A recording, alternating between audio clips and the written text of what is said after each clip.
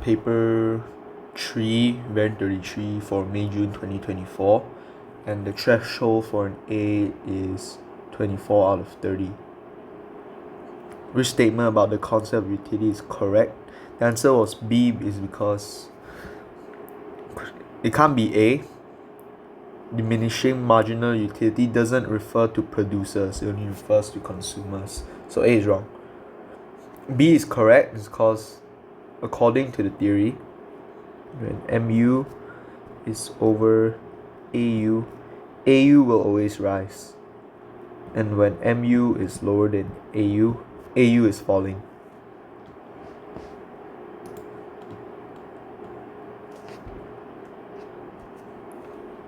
So C is wrong because equimarginal principle refers to the fact that marginal utility per item remains constant and won't fall or rise. It's the same for each good, but that doesn't mean that total satisfaction from each item purchased is the same. And D is wrong because there's diminishing marginal utility, so it will rise, but it will keep rising less and less. So eventually you will hit a point where you can't rise anymore, or it's too small and it's too negligible. So D is wrong. So let's see question 2. Consumer maximum satisfaction. So it will be this point.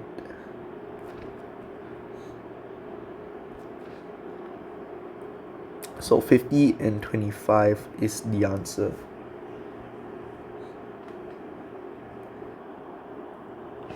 So consumer maximum satisfaction is basically the point where T will be the tangent to an indifference curve.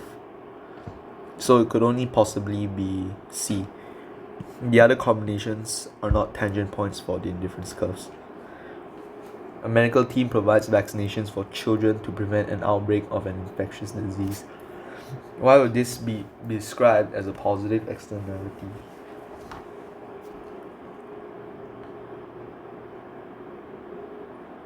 So let's see, the obvious wrong answer would be D. Social benefits are less than social costs. This is a negative externality. C is more on government failure. So it's down to A and B. B is towards merit goods. A appears to be answer. Let me check. Yeah, A is the answer. Positive externalities are basically defined as when an action benefits a third party. So A sounds like the answer because the third party benefit is the additional benefit. You could think of this as herd immunity, even though this person may not be vaccinated. Since everyone else is vaccinated, the disease can't pass to him. So it's A. The diagram shows the cost and revenue curves for a firm. Which output level will enable a firm to achieve maximizing revenue? When you see maximizing revenue, it is MR equals 0. So let's see which of them are that. And it is B. A lot of people will get confused why it's not A. But this point, when MC equals to MR, is actually profit maximization rule. So it's not A. Oligopoly firms seek to maximize profits. How will this affect the pricing behavior of oligopoly firms involved in a non-collusive market? Price is fixed for the product. This is wrong. Prices will change in a non-collusive market. Firms will agree on a level. Nope. If one firm raises its price, other firms will maintain their price to increase their market share. C looks correct. If one firm lowers its price, other firms will increase their price. So in oligopoly firms, right, let's say there are three competitors, three firms. They are all very competitive, and basically in a non-collusive market it will be a race to the bottom, a race to have the lowest price, to be the most competitive, because they are all substitutes to each other, they are all competitors. That's what it means when they are in a non-collusive market. But when they do collude in a collusive market, basically all three firms work together illegally and purposefully raise the prices of their products to gain more benefit, and it also harms the consumer. But in a non-collusive market, since they aren't colluding, it's a race to the bottom. They want to reduce price as much as possible. So D is wrong, because if one firm lowers its price, other firms will increase. This is wrong. They will actually lower to follow the guy down. If one firm raises its price, yes, C is correct, because if this guy is just raising the price on his by himself, he's not colluding with anyone, he's just going to hurt himself. No other firm will want to join him and raise their prices. It needs all of them to collude together to be able to take advantage of that. An economic activity definitely creates a net social benefit when the value of social benefit minus will be social cost. So we're talking about social. So it's definitely C or D. So the formula for net social benefit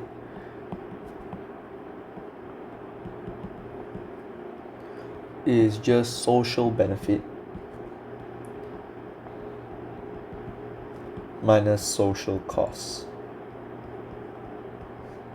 So looking at this formula, the social cost is positive. So answer is C, not D. Which assumption is essential for market to be contestable? Basically, a market that can be very competitive due to having low barriers of entry. So let's see which of these answers fit that description.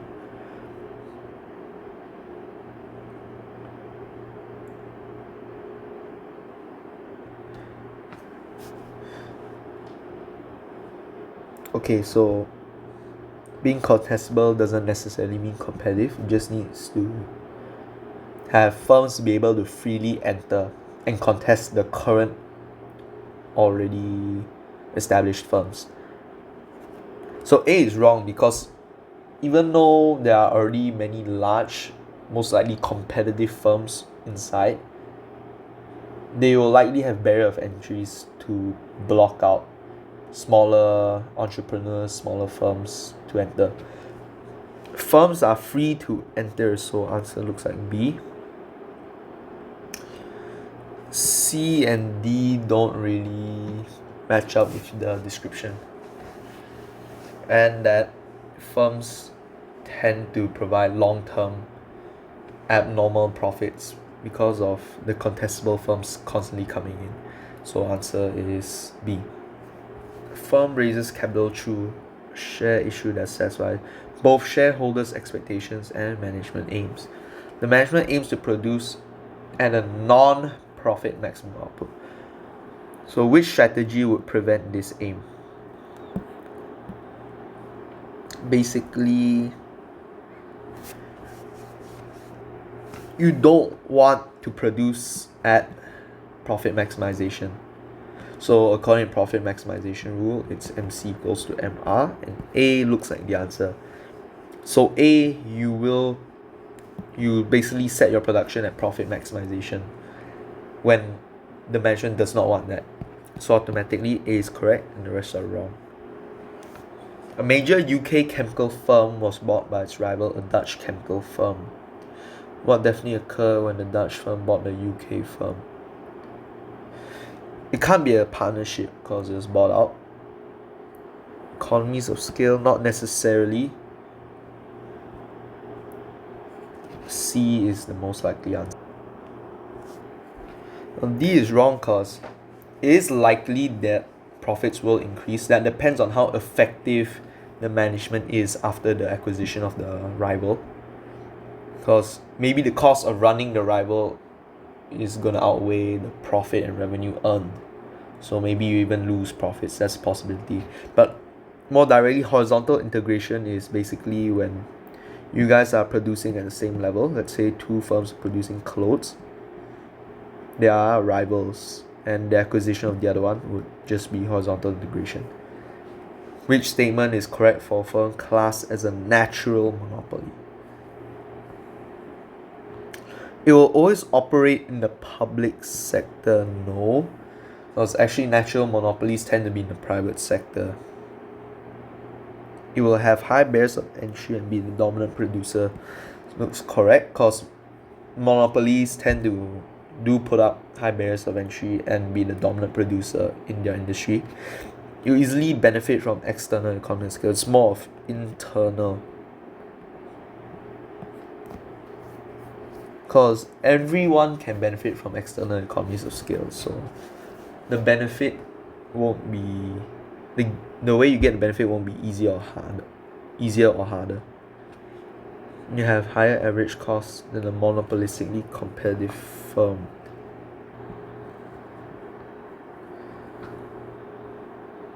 This is wrong, because monopolies will tend to have lower cost of production because they have a lot of internal and external economies of scale, while monopolistically competitive firms won't have that, and they tend to be smaller, such as multiple small competing firms. They need to compete with each other. So B is the answer. The government can use policies to try and reduce environmental damage caused by the amount of garbage created by firms and households. Which policy is most likely to lead to government failure? So, which policy shown below can backfire on the government?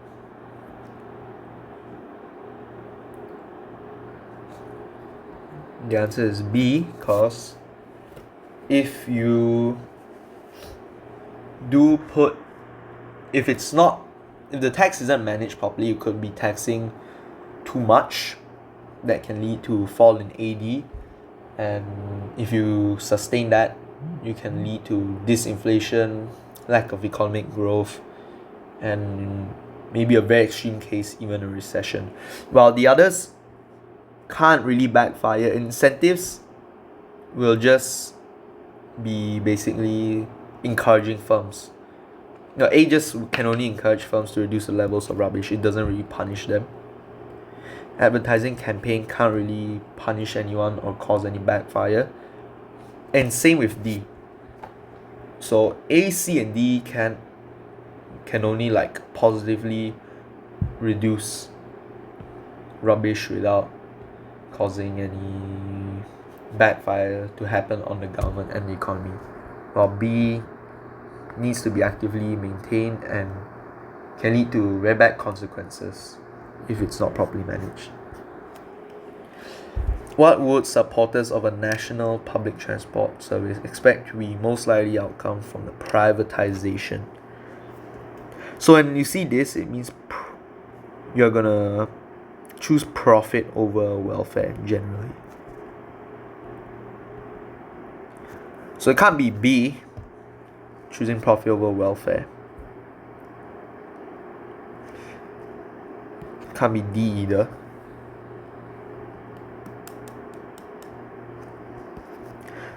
So it's pretty tricky between A and C, but to all destinations, it is very unlikely, because some destinations may only have one person.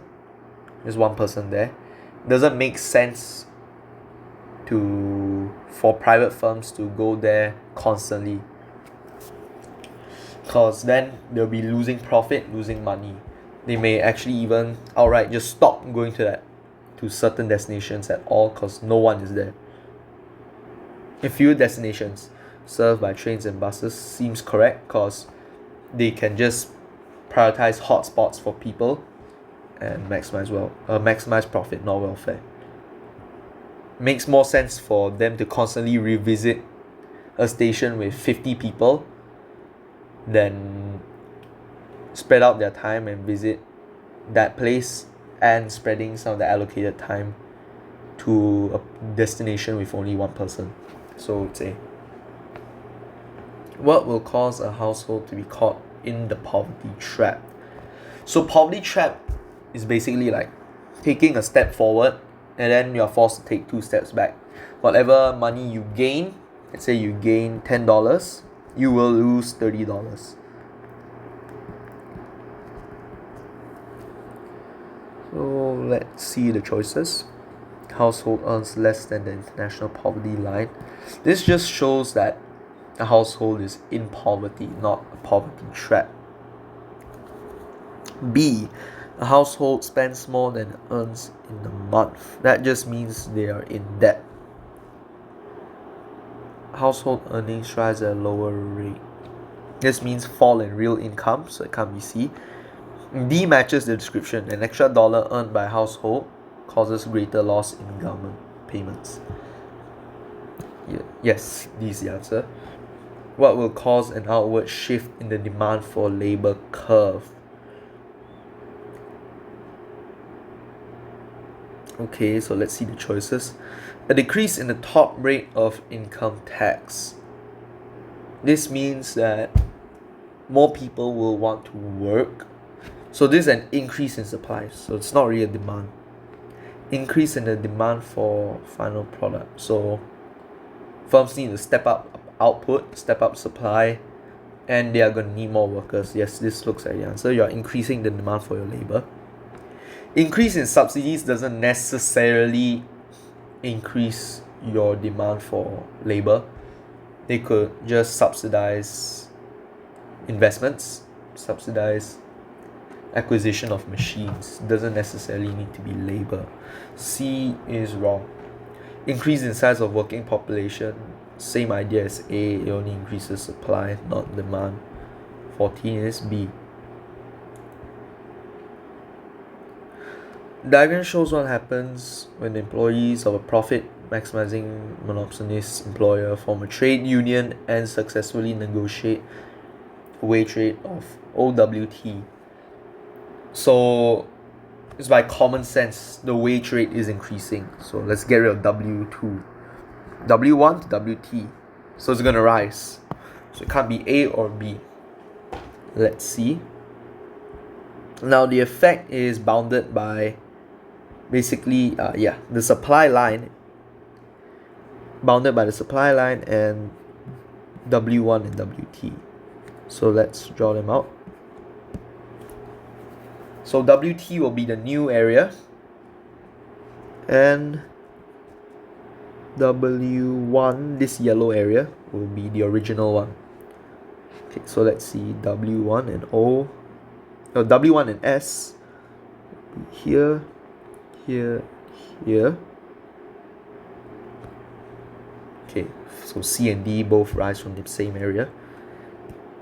This second area, WT, Q3 and O. So C matches with the answer. D is wrong. Q4 already passes SL, so can't really be Q4. A world financial crisis was partly linked to the actions of commercial banks. Which actions of the commercial banks could have led to the financial crisis? So let's see through the answers. Taking excessive risk by demanding insufficient security from borrowers can definitely lead to a crisis. While A, B, and D, okay, so D is wrong because you will have more assets than liabilities. Your security is increasing. Holding reserves over the normal ratio also increases security. And having tight controls to whoever you borrow to also increases security for the bank. So A, B, D, all wrong. What is most likely to result from a decrease in the natural rate of unemployment?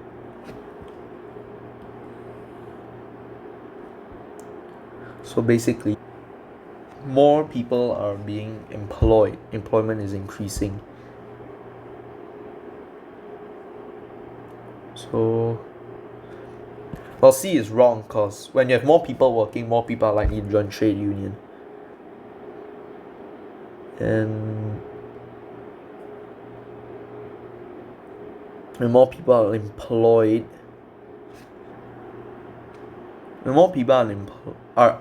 are employed, the government will put less priority on helping unemployed people because the number of them will lessen. They are not as big of a majority as they were. So answer is B. Let's compare 10 unemployed people versus 1. The government want to help those 10.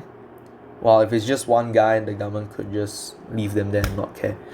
A and D don't really directly affect, they're not even really correlated with employment. So let's see. Table gives percentage rates of youth unemployed and total unemployment in France and UK 2001 and 2005. Let's see, France and UK experience the same trend in unemployment. Well, A is definitely wrong because in France unemployment rose and in UK it fell. France had higher number of unemployed people than the UK. You can't really say that unless you know the population of both countries and you just calculated that.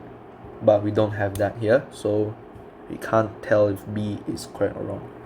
But since we don't have that, it's automatically wrong.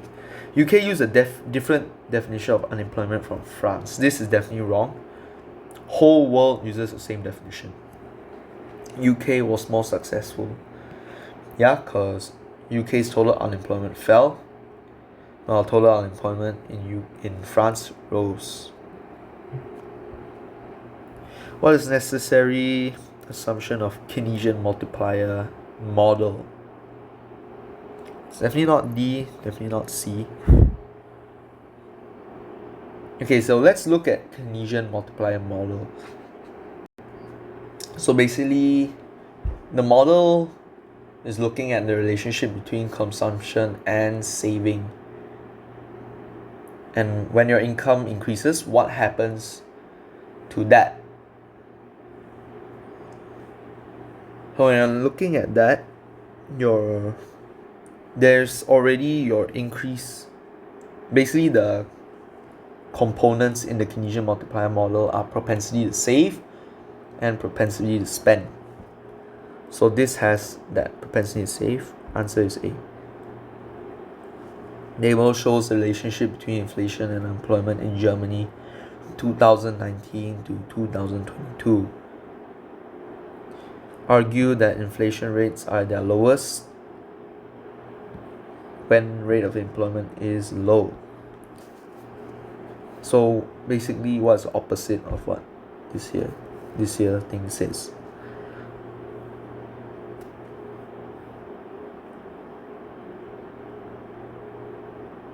Okay, so the answer is 2019 because inflation rates are low, but rate of employment is also at its highest. So instead of both of these having a basically positive relationship, they are inverse from what you see in the table. So answer is 2019.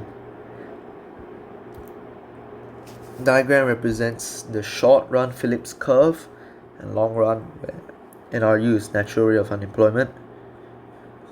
The economy is originally in equilibrium with no inflation.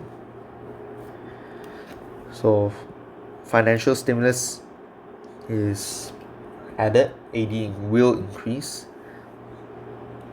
There will be a series of movements before long run equilibrium is restored. So long run equilibrium will be L. So your final destination is L, so it can't be B nor C. And since U is your natural rate of unemployment, you will be starting at M, not J, since start at your baseline area, which will be your M, and then you have the movement before the increase in AD. So you will move to K before shift outward AD and reaching a new equilibrium. Answer is D.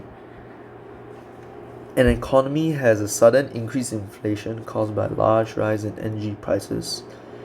It also enters a recession with rising unemployment. The decrease in which policy is most likely to reduce the impact of the recession without increasing the price level further. So basically, a decrease in what will increase your AD? So let's write it out. Decrease in tax. Yes, it will increase AD. So same with C. Decrease in interest rate as well. So B is definitely wrong. So now we know that A, C, and D do reduce the impact of recession, but you don't want to increase your price level further. So what is least likely to cause cost push inflation or demand pull inflation? So out of A, C, and D, C is the least likely to do that, since indirect taxation is the smallest piece of the puzzle here. A and D are likely to stimulate demand pull inflation more than C. But it's not a threat to globalization. So A is wrong. If you are afraid of losing your job, you wouldn't support globalization. Same with B, you wouldn't really support it. And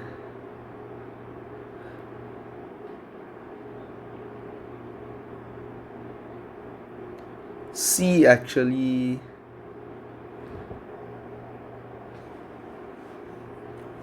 no, C is a good thing. C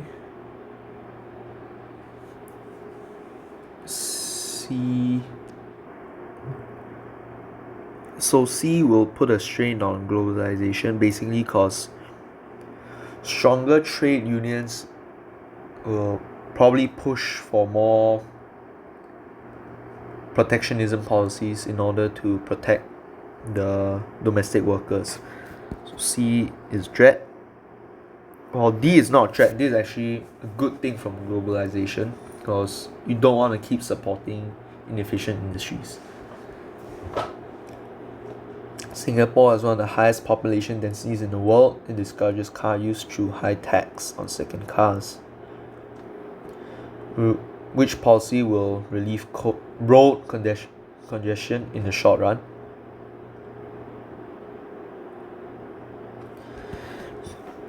A looks like the answer, because B will only do that in the long run. C is also in the long run, and D won't really relieve road congestion. D is more towards combating environmental pollution. What is not an example of an expenditure reducing policy?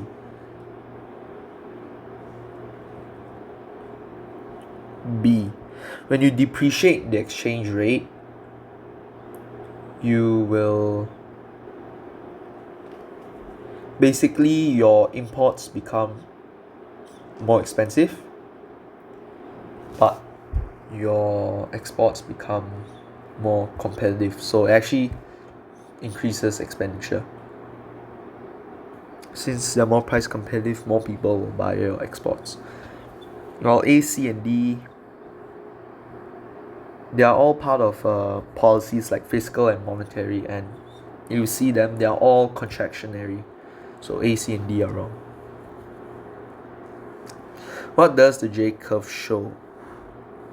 A is wrong because it is Marshall-Lerner effect, not J curve. Marshall-Lerner also looks like this.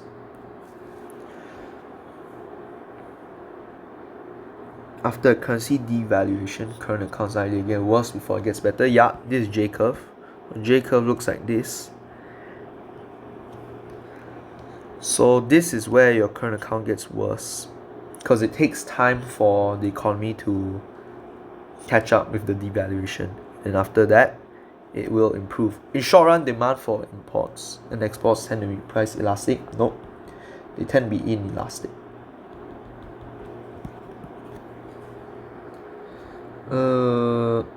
Terms of trade aren't really related, so D is also wrong.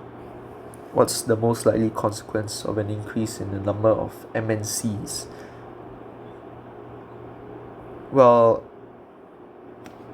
with more MNCs, you're likely to have more advancements. MNCs are a form of FDI, so B is wrong. An increase in exports. Yeah, because when your MNCs are exporting out of your country, you could count it as an export. Increase in unemployment, your MNC will open up jobs. It will actually increase employment. Table shows the GDP and population of 4 countries, which has the lowest standard of living. So here we're going to look at GDP per head, and we can just use basic ratio to see that Bangladesh has the lowest GDP per population ratio. So Bangladesh will have the lowest GDP per head ratio, or GDP per capita, and they'll have the lowest standard of living. What will increase the size of a country's optimum population? Basically, what will increase the population where they can maximize their resources and welfare before experiencing the downfall in that. So it'll be the rise in stock capital available, because with more stock capital available means that you can more efficiently use that stock capital. Since the graph will look like this,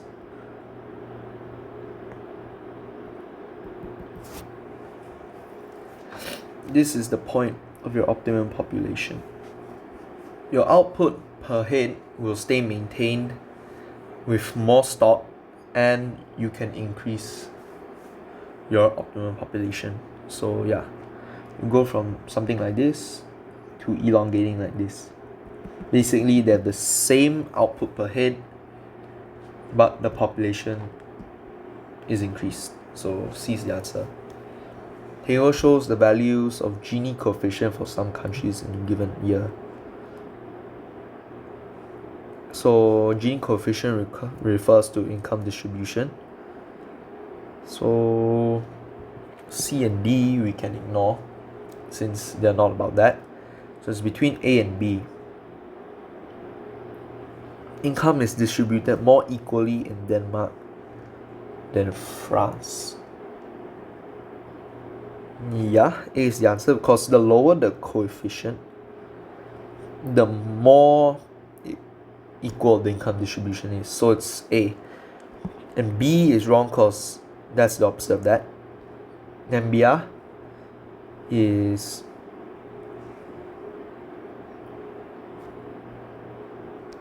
so Namibia, since its Gini coefficient is higher, it will be less equal.